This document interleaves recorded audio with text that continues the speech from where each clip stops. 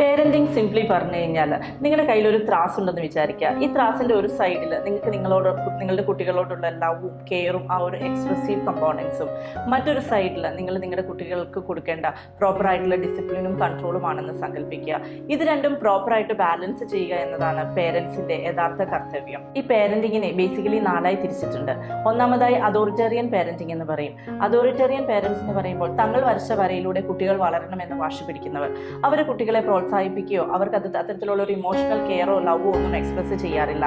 അവർക്ക് കുട്ടികളോട് ഇഷ്ടമില്ല എന്നല്ല അതിന്റെ അർത്ഥം, പക്ഷെ അത് എക്സ്പ്രസ് ചെയ്യാൻ അവർ പലപ്പോഴും വിമുഖത കാട്ടുന്നു. രണ്ടാമതായി പെർമിസീവ് പാരന്റിംഗ് എന്ന് പറയും. കുട്ടികൾ അവരുടെ രീതിക്ക് വളർന്നോളും എന്ന് പറഞ്ഞ് യാതൊരുവിധ കൺട്രോളും ഡിസിപ്ലിനും ഇല്ലാതെ ഫുൾ ഓഫ് എക്സ്പ്രസീവ് ലവ് മാത്രം കൊടുത്ത് കുട്ടികളെ വളർത്തുന്ന മാതാപിതാക്കൾ. മൂന്നാമതായി അൺഇൻവോൾവ്ഡ് പേരൻസ്. ഇവർക്ക് കുട്ടികളുടെ കാര്യത്തിൽ യാതൊരു ശ്രദ്ധയുമില്ല.